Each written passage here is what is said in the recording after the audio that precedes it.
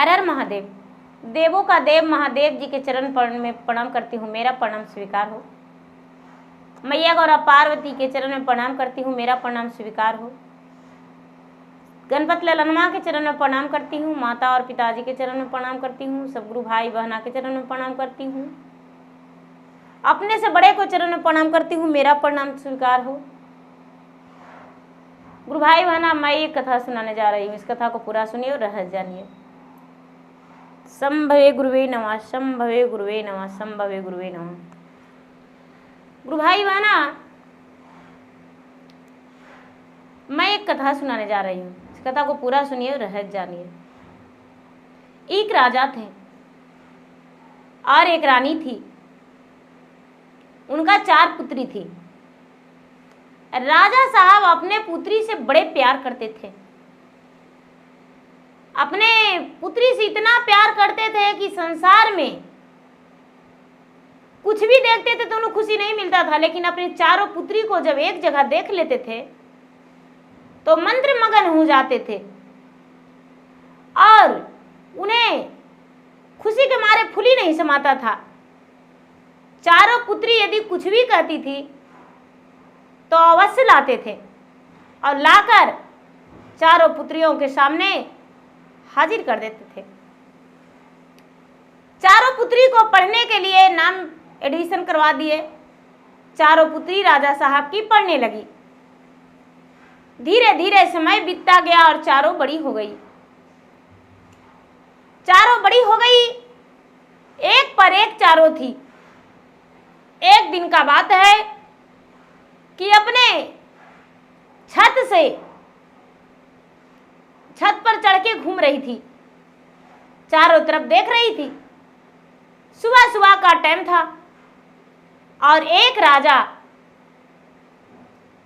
सैर करने के लिए निकले थे सुबह सुबह, तो उनके साथ एक मंत्री था, एक कोतवाल था और एक सिपाही था। एक राजा थे, चारों जा रहे थे तो राजा की बेटी देखी तो कहती है कि अरे देखो, वो जो राजा का कोतवाल है, हम उससे ब्याह कर लेंगे, बड़ा सुंदर दिखता है। यदि उससे जो ब्याह करेगा वो बड़ा भाग्यशाली रहेगा। तो दूसरी बहन कहती है, राजा सब सुन रहे थे उसके पिता। दूसरी बहन कहती है कि अरे बहन देखो, उसका जो सिपाही है उससे हम शादी करेंगे, बड़ा प्यारा लगता है, बड़ा अच्छा है, उसका सिपाही में नौकरी है। तीसरी बहन कहती है, अरे बहन मेरा बस चले तो उसका मंत्री से करें। छोटी वाली बहन कहती है, अरे तू पगली हो, शादी करेंगे तो राजा से क्यों नहीं करेंगे, हम राजे से शादी करेंगे। हम ये सब सेरे गरे से शादी नहीं करेंगे, राजा से शादी करेंगे तो रानी कहलाएंगे। गुरु भाई बहना, उसको पिता सुनकर मुस्कुरा गए और चारों बेटी के रिश्ता लेकर उस राजा के घर चले गए।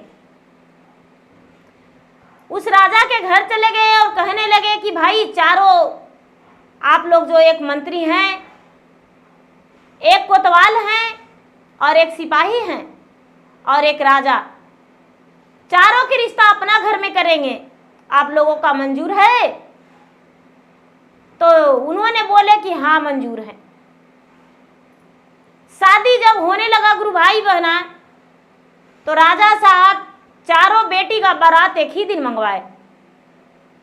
चारों बेटी सज सवर के सीता उर्मिला की तरह एक ही दिन दुल्हन बन गई।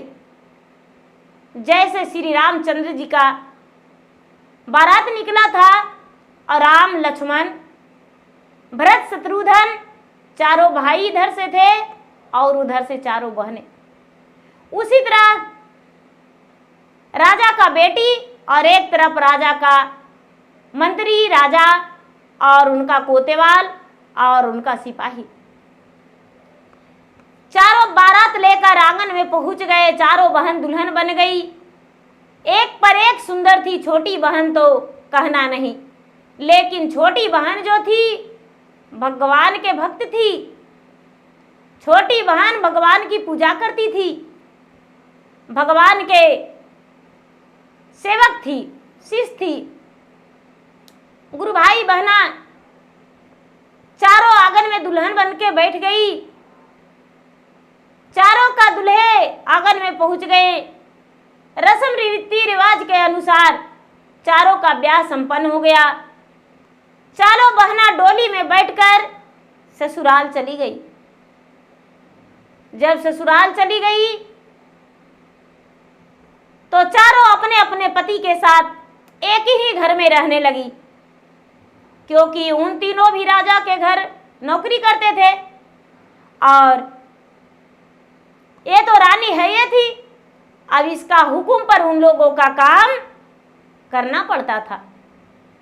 चारों बहनें जो थी चारों बड़े अच्छे से ऊपर से दिखावा करती थी, लेकिन छोटी बहन से तीन बहनें जलस रहती थी। छोटी बहन को देखना पसंद नहीं करती थी। लगता था कि मुझसे छोटी है, इसका बाल संवारते हैं हम, कंघी करते हैं हम, इसका सजाते हैं हम, इसका साड़ी धोते हैं हम, नौकरानियां की तरह इसको रहते हैं हम। समय बीतता गया गुरु भाई बहना, 1 वर्ष 2 वर्ष 3 वर्ष हो गया, लेकिन 3 बहना का संतान नहीं हुआ। जो छोटी वाली बहन थी वो मां बनने वाली थी। एक खुशखबरी अपना पति को सुनाई। पति पूरे राज में सुनाए। पूरे राज के लोग खुश हो गए। धीरे धीरे समय बीतने लगा। तीनों बहना आपस में बातें बनाने लगी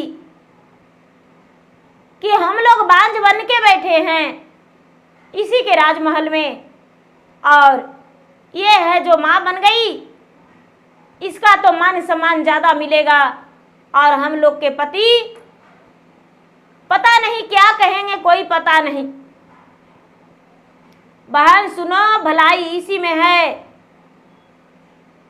कि इसको जब तक बच्चा नहीं हो जाए तब तक इतना मान सम्मान देंगे, इतना मान सम्मान के एक तिनके का भी वजन इस पे नहीं पड़ना चाहिए।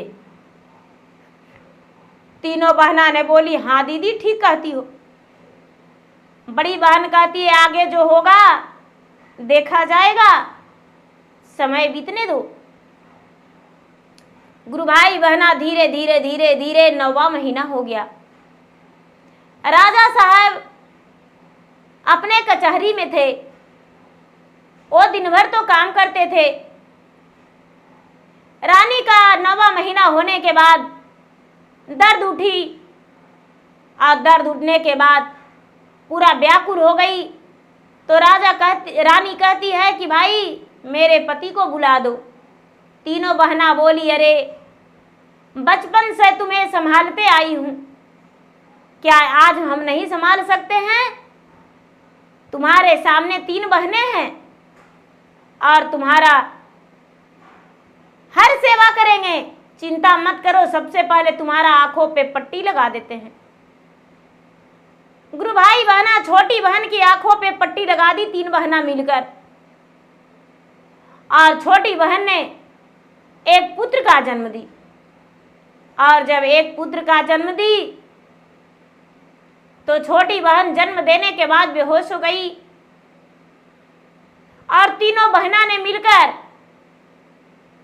एक कपड़े में लपेटी और एक घड़े में भर के और बच्चा को ले जाके गंगा जी में दहा दी, और इसके पास एक बंदर का बच्चा को रख दी। एक बंदर के बच्चा के रख के और उसे गंगा जी में दहा दिया। गंगा जी में दहा दिया। वो तो घड़े में बच्चा दहता जा रहा है। राजा का सुनाई पड़ा कि बच्चा जन्म ले लिया है राजमहल में, लेकिन राजा का जो रानी है वो एक बंदरा का जन्म दी है। राजा आए तो रानी कहती है कि नहीं राजा साहब, मैं नहीं स्वामीनाथ, इसमें जरूर कोई चाल है, मैंने बंदरा का जन्म नहीं दिया हूं, मेरा विश्वास कीजिए। राजा ने मन उदास करते हुए रानी को कुछ नहीं बोले। अपने उदास रानी को देख कोई सवाल नहीं किए और बोले कि ये बंदर को बच्चा मरना नहीं चाहिए, इसे जितना लाड प्यार से पोसो पालो। छोटी रानी जो थी बंदर के बच्चा को पोसने पालने लगी। बंदर के बच्चा एक पुत्र के समान रहने लगा घर में, पूरे राजमहल में खेलता कूदता तड़पता। धीरे धीरे कुछ दिन बीता, 2 वर्ष 3 वर्ष, फिर से रानी गर्भवती हो गई। फिर से राजमहल में खुशियां आ गया। 3 बहन का कोई संतान नहीं हुआ।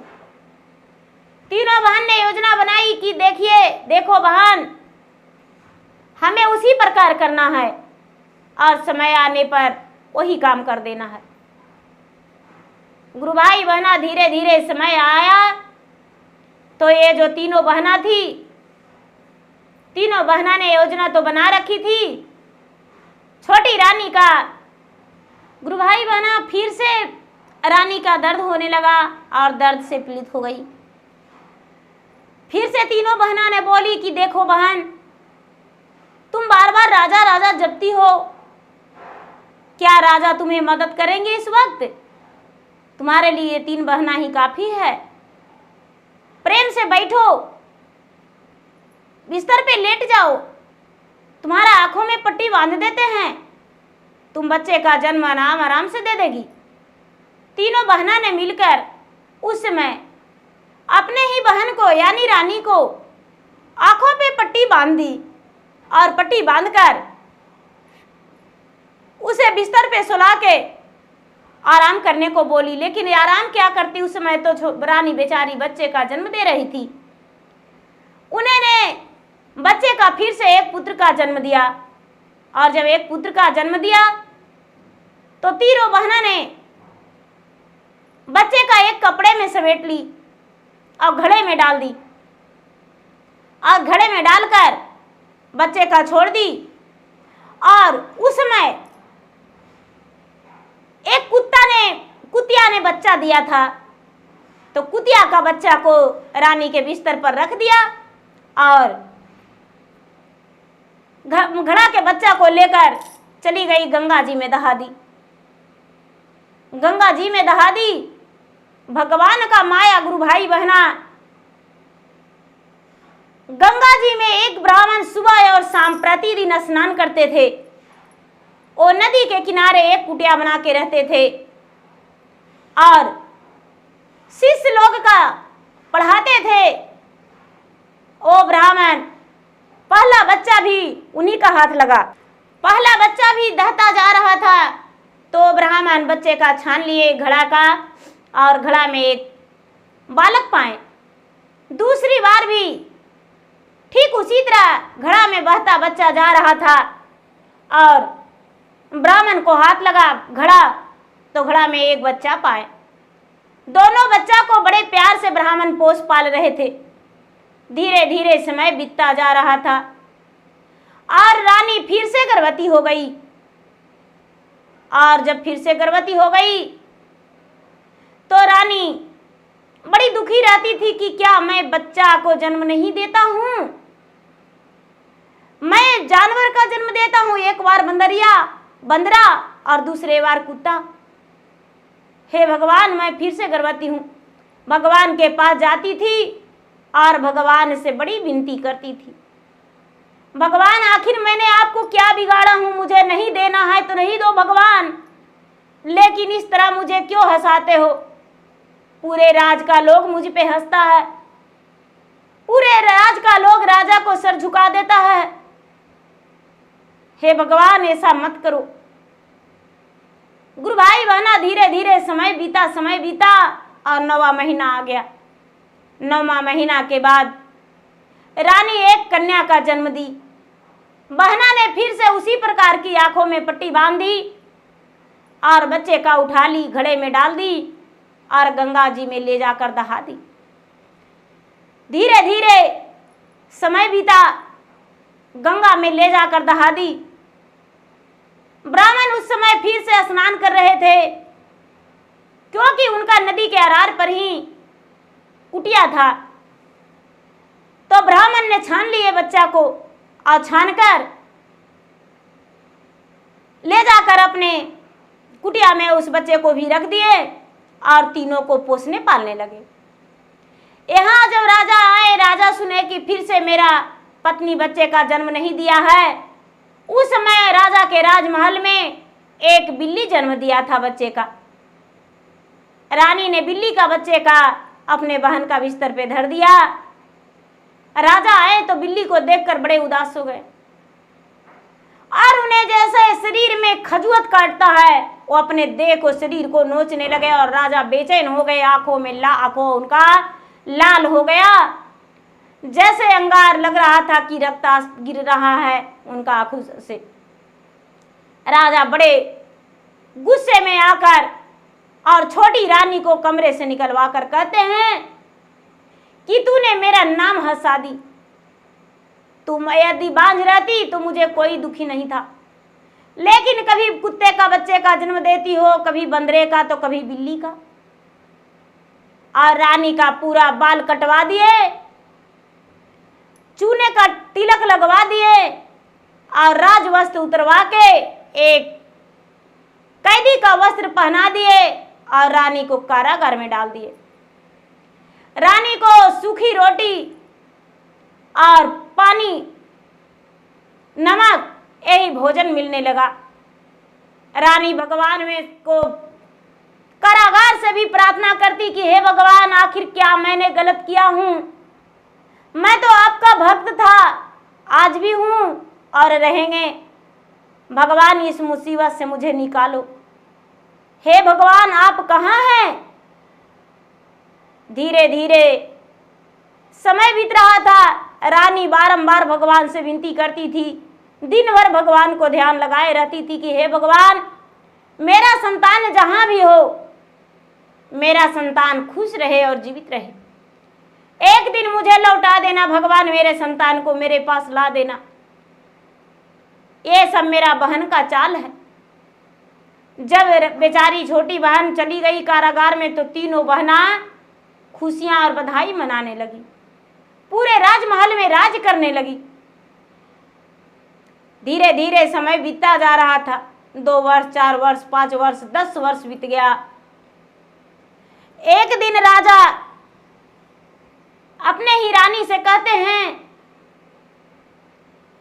अपने ही राजमहल में कहते हैं कि मैं तो कभी शिकार खेलने नहीं गया था, आज मुझे मन कर रहा है मैं शिकार खेलने जाऊं। अपने मंत्री से बोले कि मैं अकेला आज शिकार खेलने जाऊंगा, मेरे साथ कोई नहीं जाएगा। राजा साहब अकेले शिकार खेलने को लिए निकल गए। जब अकेला शिकार खेलने को लिए निकल गए तो शिकार खेल रहे थे तो 2 पक्षी थी सुनहरा, वो इंद्रलोक के पक्षी थी। राजा उसे मारना चाहे, सोने का पक्षी था। राजा उसे मारने का कोशिश किए, वो पक्षी नहीं मरा। राजा साहब पूरे दिन जंगल में घूमे, लौट कर आ गए। ऐसा हाल अपना मंत्री से बताए। जब मंत्री से बताए तो मंत्री कहते हैं कि उस सुनहरे पक्षी, सुंदर पक्षी को देखने के लिए हम भी वन में जाएंगे। कोतवाल भी बोला कि हम भी जाएंगे और सिपाही भी बोला कि हम भी जाएंगे। चारों मिलकर चले गए उसी जंगल में शिकार के लिए। और सुनहरा सुंदर सोने का पक्षी फिर से आया और डाल पर बैठा हुआ था। सिपाही जो था पकड़ने को लिए हाथ लफाया तो सिपाही पत्थर हो गया। कोतवाल भी हाथ लफाया तो पत्थर हो गया। मंत्री भी हाथ बढ़ाया तो पत्थर हो गया। राजा तो दंग रह गए कि अरे तीनों मेरा मित्र इस पक्षी को पकड़ने में तो असफल भी रहा और पत्थर भी बन गया। अब मैं क्या करूं? राजा उसी जंगल में व्याकुल हो गए, तड़पने लगे। तभी उन्हें नदी के किनारे बहता हुआ पानी जो जा रहा था उसके किनारे एक कुटिया दिखाई दिया। और जब कुटिया दिखाई दिया तो कुटिया के पास राजा चले गए। देखते हैं कि अरे इसमें तो छोटे छोटे बच्चे हैं। फिर भी बच्चे से बोले कि देखो मेरा 3 मित्र है, तीनों मित्र मेरा पत्थर हो गया है। वो उन्हीं का बच्चा था। बोला कि किधर है, चलिए बताइए, इस पक्षी के कारण तो नहीं हुआ? तो हाँ, इस पक्षी के कारण हुआ, क्योंकि वो पक्षी इसी कुटिया में आके आराम करने लगा, सुनहरा पक्षी। वो जो बालक था दोनों आराम आराम से चला गया और जाकर उनके पास पत्थर जो था, पत्थर का मूर्ति बन गया था, हाथ उन पे रख दिया तो तीनों व्यक्ति मनुष्य में बदल गए। राजा से कहने लगे कि चलिए राजा साहब, मेरे कुटिया में भोजन कर लीजिएगा, चलिए। राजा बड़े प्रेम से गए कुटिया में और जाकर भोजन किए। भोजन किए तो दोनों बालक ने ही भोजन बनाया था, क्योंकि वो जो कन्या थी वो छोटी थी। राजा उंगलियां चाट चाट के खाने लगे और खाने के बाद खाना का बड़ा खुश होकर खाना को बोले कि बहुत सुंदर है, तारीफ किए। कहने लगे कि ये खाना किसने बनाया है? दोनों बालक बोला मैंने बनाया हूं राजा साहब। अरे रूखी सूखी जो मेरे पिताजी हैं वो लाते हैं और वही मैं भोजन बनाता हूं और प्रतिदिन भोजन करता हूं। दोनों पक्षी है बोलता राजा साहब, ये जो मेरी छोटी बहन है ये मोती का सब्जी बनाती है, अब मोतियों का सब्जी बनाएगी तो उसे तो और आप भोजन करिएगा तो दंग रह जाइएगा खाकर। आप रात्रि में रुक जाइए, मेरा बहन है जो मोती का सब्जी बनाएगी। राजा कहते हैं कि भला मोती का सब्जी कभी हो सकता है? हीरे मोती जवाहरात का नहीं हो सकता है। तो दोनों सुनहरा पक्षी बोला कि राजा साहब, एक स्त्री कभी बंदर का बच्चा जन्म दे सकती है, कभी कुत्ते का, कभी बिल्ली का, तो क्या मोती का सब्जी नहीं हो सकता है? राजा सर पे हाथ रख के कहते हैं कि अरे सुनहरे पक्षी, ये मेरा घर का बात है, तू मेरा घर का बात कैसे जान गई? ये सब तो मेरा रानी ने जन्म दिया है। पक्षी बोला रानी, राजा साहब, जिस निर्दोष रानी का आपने कारागार में बंद कर दिया हो वो रानी निर्दोष है। कोई पक्षी, कोई जानवर का जन्म, कोई बंदर, कुत्ता, बिल्ली का जन्म उन्होंने नहीं दिया है। वो तो पुत्र का जन्म दिया है, जो तुम्हारा मंत्री का पत्नी और कोतवाल का और सिपाही का पत्नी यानी छोटी रानी का बहन तीनों मिलकर घड़े में करके दहा दिया है। ये तीनों बालक वही है। ये बात सुनकर राजा जोर जोर से उस जगह पे, नदी के अरार पे रोने लगे, जोर जोर से रोने लगे और रोते रोते तीनों बच्चे का अपने सीने से लगाए, प्यार से उसका गाल को चूमे और पुत्र कह के पुकारने लगे और कहने लगे कि आहा, मेरे साथ इतना बड़ा धोखा। मंत्री वही मौजूद था, सिपाही और कोतवाल वही था। उन्होंने भी सुना तो दंग रह गया कि मेरा पत्नी ने ऐसे चाल चल दिया आखिर क्या मिला मेरा पत्नी को। चारों मिलकर घर गए।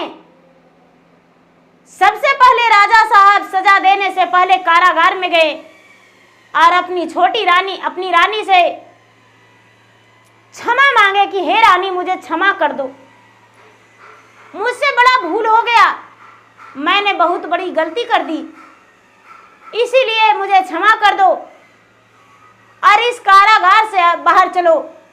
राजा अपने ही हाथों से बाहर लाए और उनका तीनों बच्चे का सौंप दिए कि ये तीनों पुत्र है तुम्हारा। जिस कुत्ता है और बिल्ली और बंदरा को मैंने देखा वो तुम्हारा संतान नहीं था, ये तो तीनों बहना ने मिलकर चाल चल दिया था। राजा ने तीनों बच्चे को अपना पत्नी को सौंप दिए और ये जो तीनों बहनें थी उसे बाल काट के और गधे पर बिठा के पूरे राजनगर घुमा के और अपना राज से निकाल दिए। मंत्री का पत्नी, कोतेवाल का पत्नी और सिपाही का पत्नी तीनों राज से निकल गई। कोतेवाल को और मंत्री को और सिपाही को, तीनों को अपना नौकरी से निकाल दिए। राजा साहब अपने राजमहल में खुश रहने लगे और सुखी जीवन बिताने लगे। तो गुरु भाई बहना, मेरा वीडियो अच्छा लगे तो मेरा वीडियो का लाइक करें, शेयर करें। चैनल पर यदि नए हैं तो चैनल का सब्सक्राइब करें, बेल आइकन घंटी को दबाएं, जो कि मेरा वीडियो का नोटिफिकेशन सबसे पहले आपके पास जाए और आप मेरा वीडियो का सुन सके, देख सके और लाभ उठाए। धन्यवाद। हर हर महादेव, घर घर महादेव। प्रेम से बोले शंकर भगवान की जय।